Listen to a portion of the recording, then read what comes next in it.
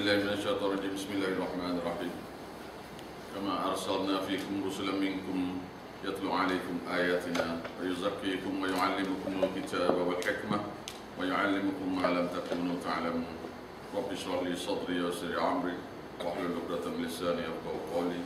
رب يسر رب يسر رب يسر ولا تعسر وتمم بالخير. يا فتاح يا فتاح يا فتاح يا رزاق يا رزاق يا رزاق وبه نستعين. اللهم ربنا ربي زدنا علما. اللهم ربنا اهدنا الصراط المستقيم. Surah Hamim surah ayat ke-21. A'udzubillahi minasyaitonir rajim. Bismillahirrahmanirrahim. Am lahum syuraka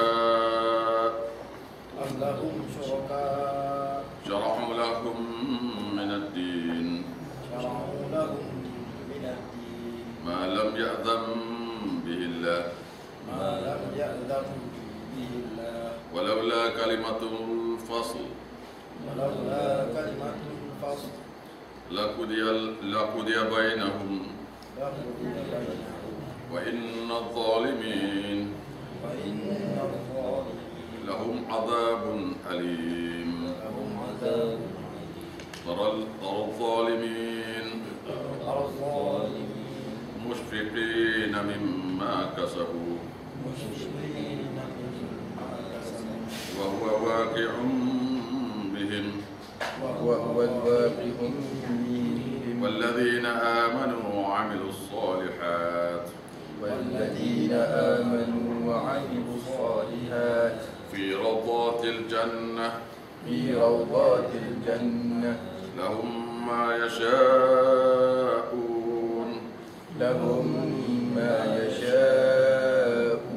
عند ربهم ذلك هو الفضل الكبير. Baik, surah Hamim surah ni ya, maksud surahnya ialah tidak boleh buat bid'ah dalam agama. Tak boleh buat bid'ah dalam agama. Ayat yang kita baca ya, ayat ke-21 ialah maksud bagi tidak boleh buat bid'ah dalam agama.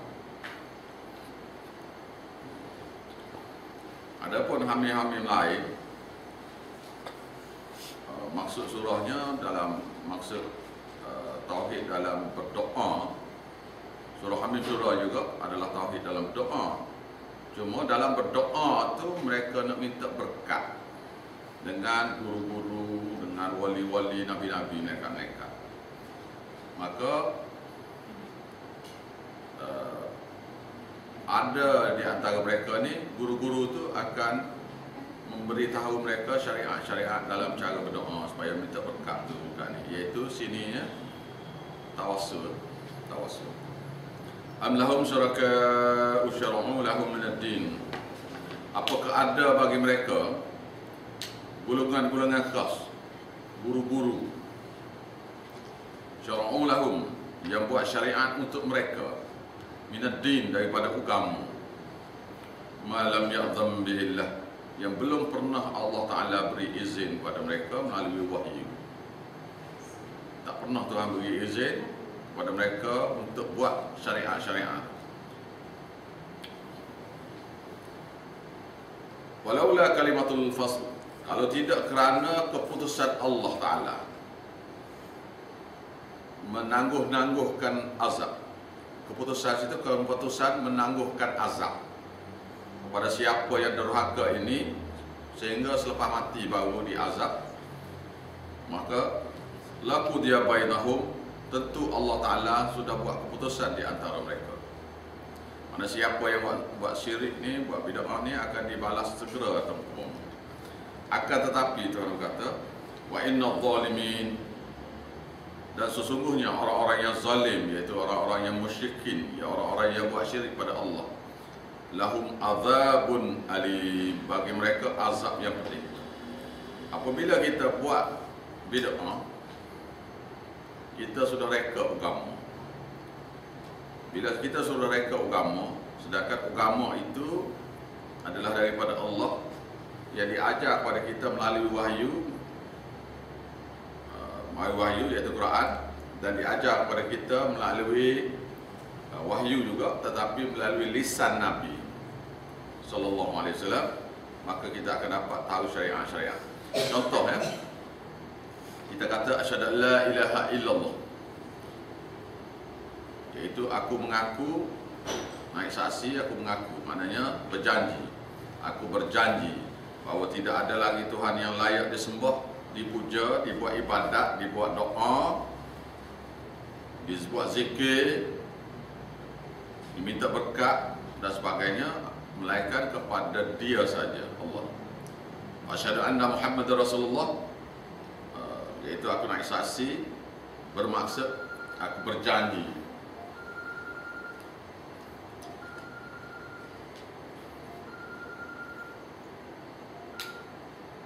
Bermakna aku berjanji untuk mengikut, mengaku bahawa Nabi Muhammad Rasulullah, iaitu berjanji untuk ikut cara-cara Nabi. Iaitu aku berjanji untuk mengikut ajaran Nabi. Jadi ajaran Nabi adalah mari daripada hadis. Daripada hadis tu ada hadis sahih, ada hadis dhaif, ada hadis palsu. Hadis dhaif ada, hadis sahih, hadis dhaif, hadis palsu. Jadi dalam kita mengamalkan ibadat-ibadat, maka kita kena guna hadis-hadis sahih saja. Hadis dhaif bermakna hadis tidak sah. Oleh kerana dia tidak sah, maka tidak boleh dibuat sebagai rujukan kepada amal ibadat.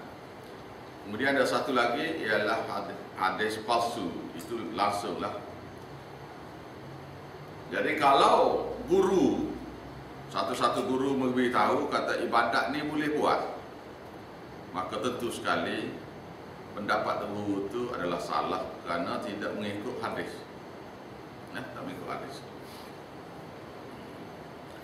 Jadi siapa-siapa yang buat bid'ah, maka Tuhan kata wa inna zalimin, sesungguh orang-orang yang zalim yang buat bid'ah dalam agama itu, lahum azabun alim, bagi mereka azab yang pedih.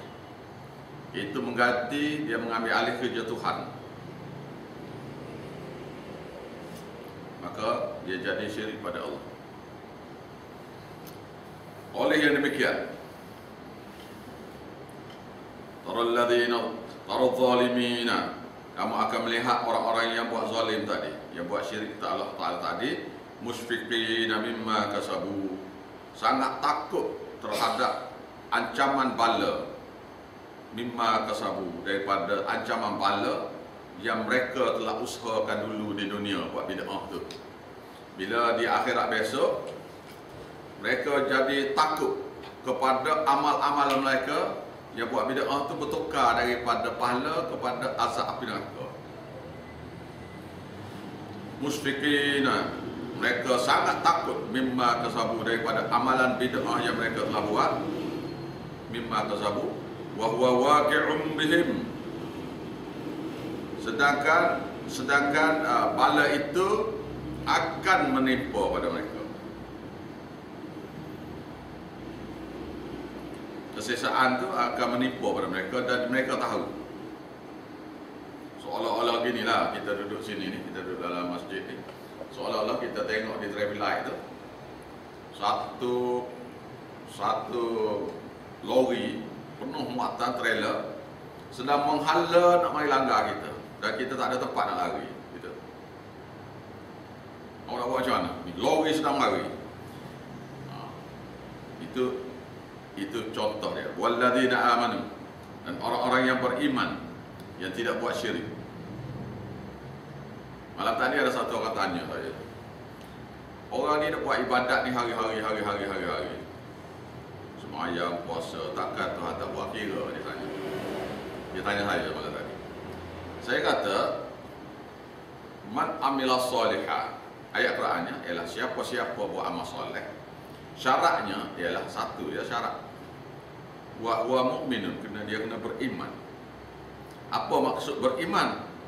Maksudnya tidak syirik pada Allah, mengaku Allah Tuhan, Nabi Muhammad Rasul, iaitu mengaku nak ikut Nabi, bermakna mengaku mengaku tidak nak buat syirik pada Allah. Jadi siapa-siapa yang mengucap 2 kalimah syahadah tetapi masih lagi dia sembah berhala, kita ambil contoh mudah.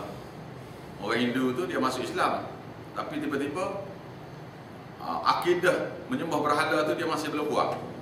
Jadi lafaz mengucap 2 kalimah syahadah dia tu tak sah. Ataupun dia mengucap tu betul dah, dengan hati ikhlas apa semua.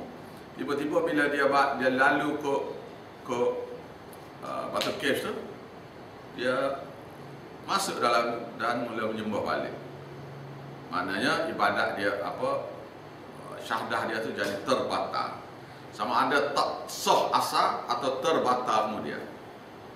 Iaitu terbatal ni kerana akidah.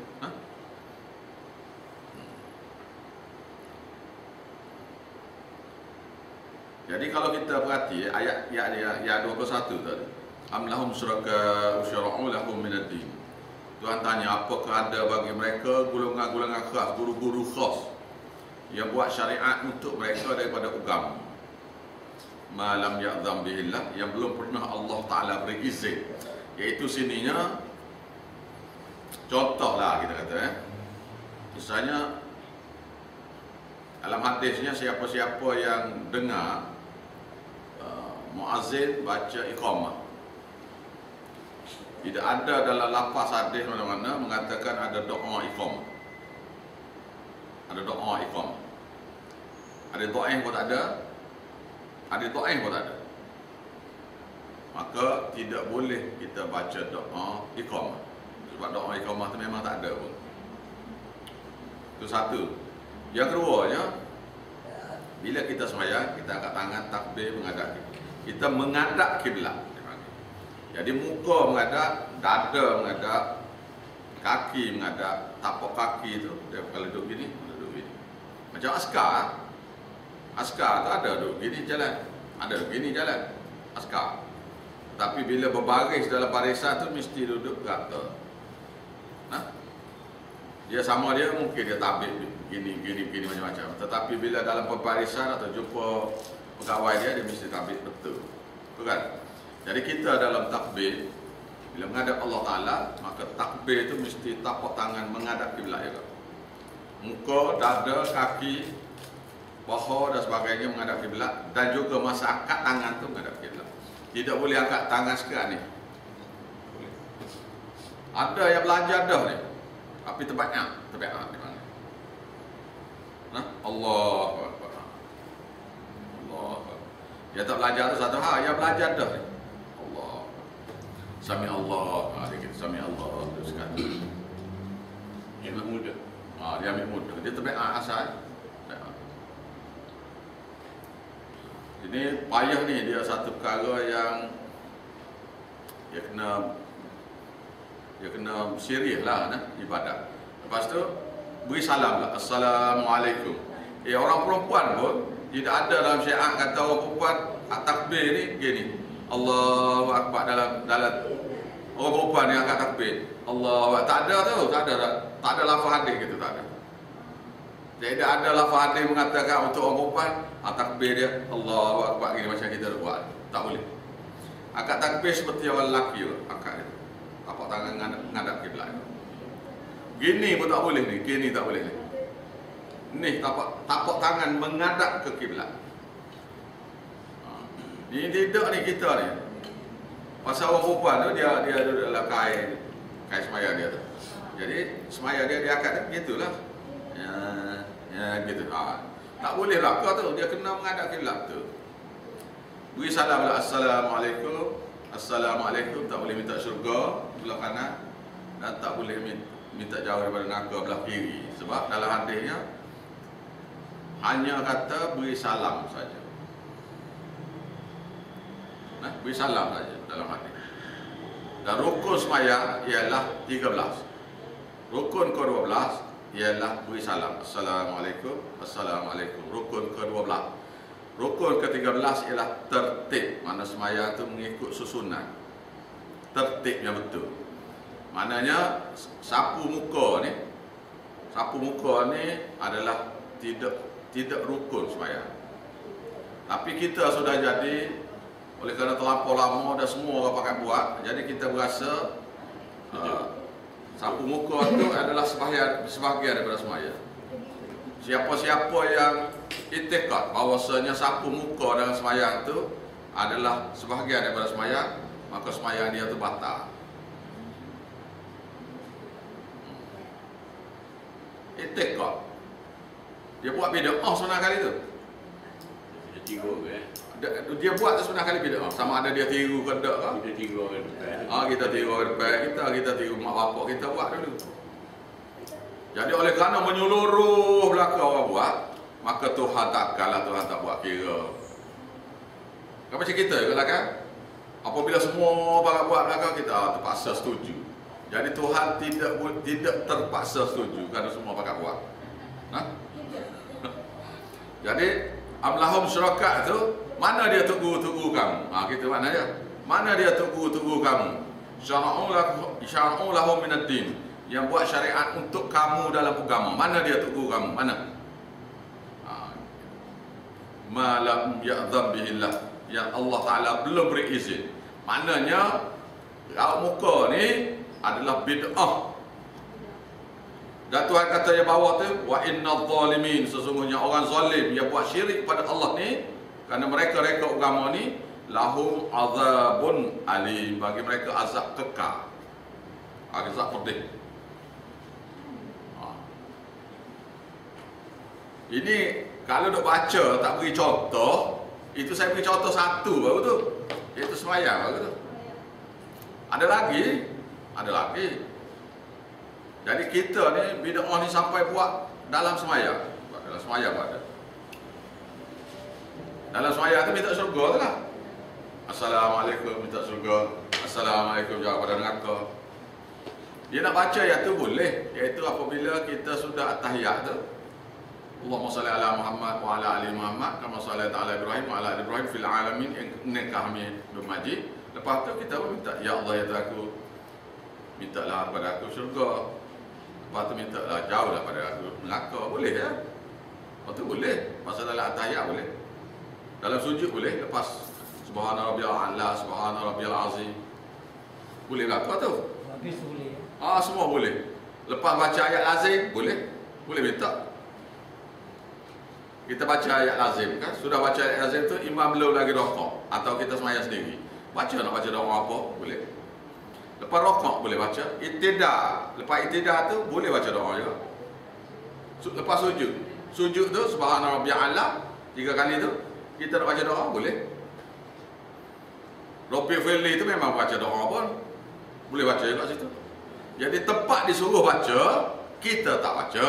Kita baca tempat tak disuruh. Tu bid'ah dipanggil. Mereka reka agama. Kalau tak belajar tahu tak? Tak tahu. Maka bila mati besok, macam mana ni Tuhan ni? Supaya saya kira kanser belakang ni macam mana ni? Kau belajar tak? Ada.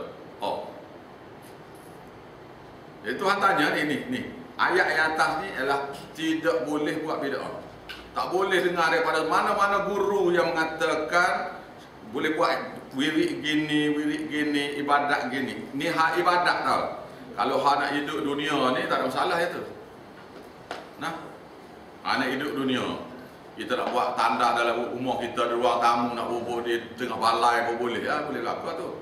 Tak ada masalah tu. Dalam ruang tamu tu kita nak bubuh tandas tengah-tengah. Tak apa. Kalau kita tergamuk nak letak tandas tengah-tengah, tak ada masalah apa. Itu tak ada masalah itu. Bid'ah tu tak apa. Untuk hidup tu tak ada masalah. Tetapi tentang ibadat mesti wahyu.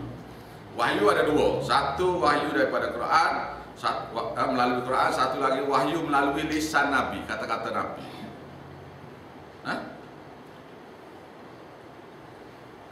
Jadi hadis doa sudah tak boleh pakai dalam nak buat ibadat. Macam mana pula kita kata Tok Guru kata boleh pula ni? Hadis tu. Hadis yang ada dalam kitab hadis tu yang dhaif tu kita tak boleh amal.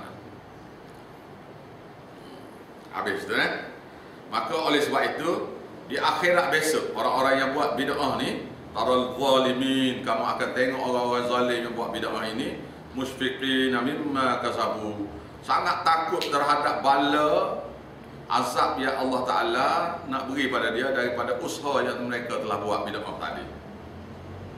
Jadi semaya tukar jadi neraka, azab neraka. Sepatutnya tukar jadi pahala. Yang pahala tu diterjemah kepada kesenangan dalam syurga. Tiba-tiba bertukar, ibadat tu bertukar jadi neraka. Wa huwa waqi'um bihim, dan azab itu memang akan menimpa mereka. Walladzina amanu wa 'amilus shalihat, dan orang-orang yang beriman sempurna tidak buat syirik.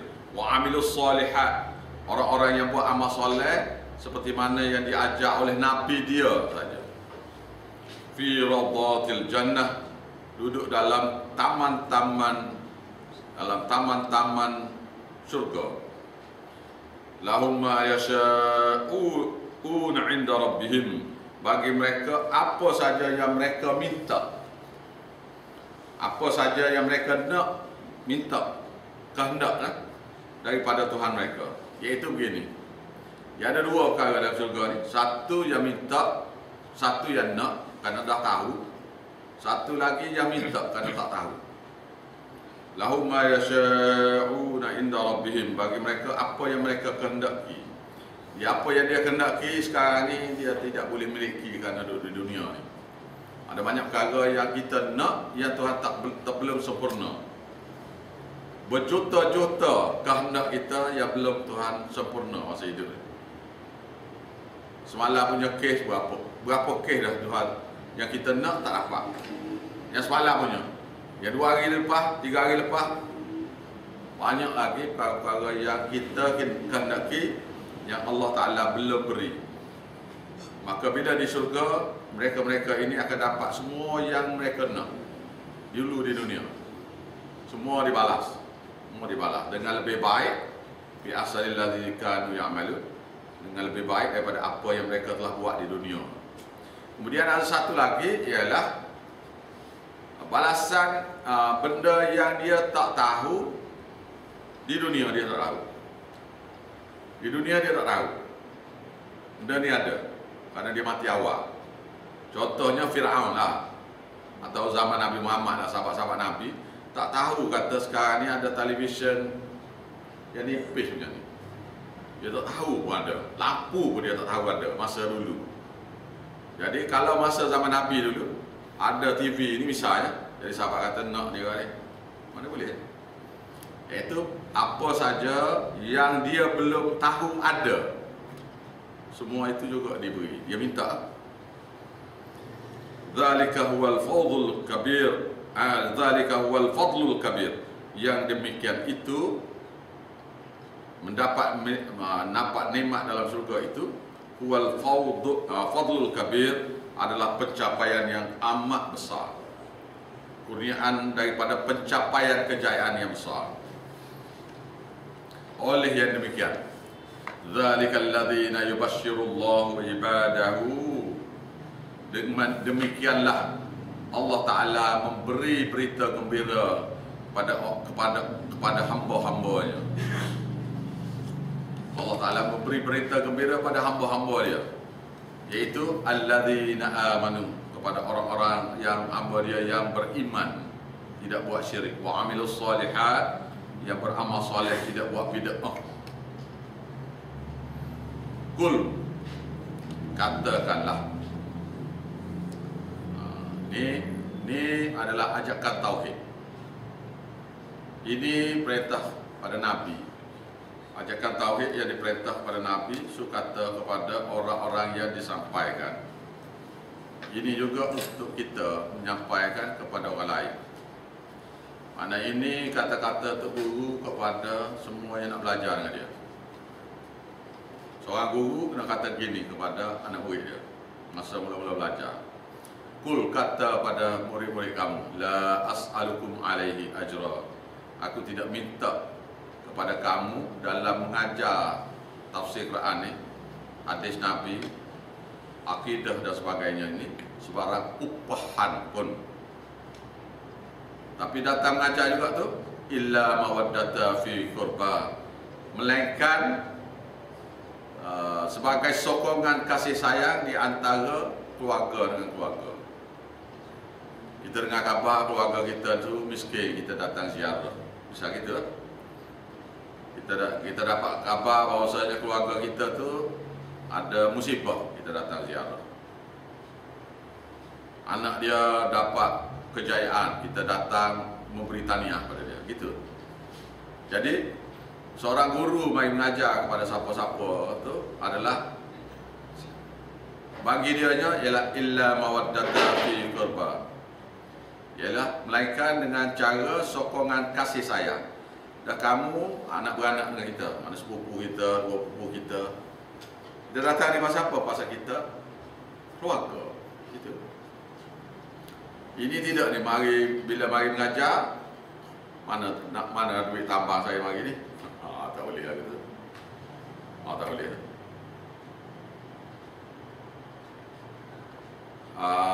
Ada lagi satu orang kaya, maka dituntut ke atas dia supaya bersedekah. Orang kaya, orang yang ada ilmu dituntut kepada mereka supaya bersedekah ilmu dia. Orang yang ada kekuatan disuruh bersedekah tenaga dia. Jadi tidak boleh lepas pada orang kaya tu beri sedekah kepada fakir miskin tu ataupun orang kurang upaya ke apa ke. Selepas dia beri tu, mana rambutan saya? Minta rambutan ke? Minta duit ke? Awak datang nak bersedekah, tiba-tiba awak minta duit, apa pasal ni? Bukan? Ini dalil mengatakan agama ni tidak boleh dibayar. Tak boleh dibayar. Melainkan Nabi, macam Nabi itu kita Nabi boleh terima hadiah. Jadi siapa-siapa nak beri hadiah pada guru dia tu boleh. Tapi kalau kata ni duit minyak ustaz ni, ustaz tu sepatutnya tidak boleh terima duit tu. Ni duit makan ustaz ni duit hotel ustaz ni, misalnya. Itu semua tak boleh lakukan. Jadi yang bolehnya hanya ini hadiah untuk ustaz. Itu ya. Jangan cakap kerana ni tak boleh. Hadiah boleh. Jadi besok kalau awak dah tahu agama ni sikit sebanyak ni dan mula cerita-cerita dan lepas cerita-cerita tu akan mula mengajar. Maka bila mengajar tu mula-mula sekali kita kena beritahu bahawasanya mengajar ni tak ada upah. Tak ada upah. Begitulah juga tidak boleh ambil upah segala bentuk ibadat yang lain. Mengajar ni adalah ibadat. Dan ibadat yang lain semua tidak ada upah. Termasuklah sembahyang jenazah tak ada upah apa-apa. Tak boleh lah.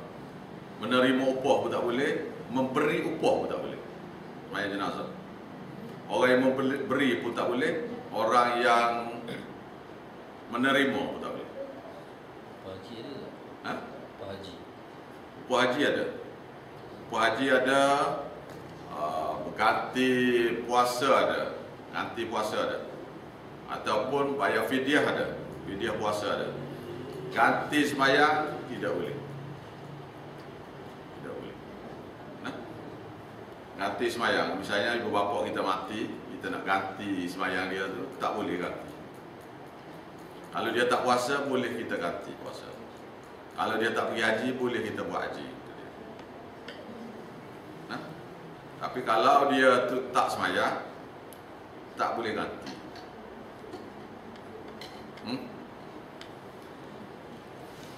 Kalau dia ada hutang, boleh kita tolong bayar.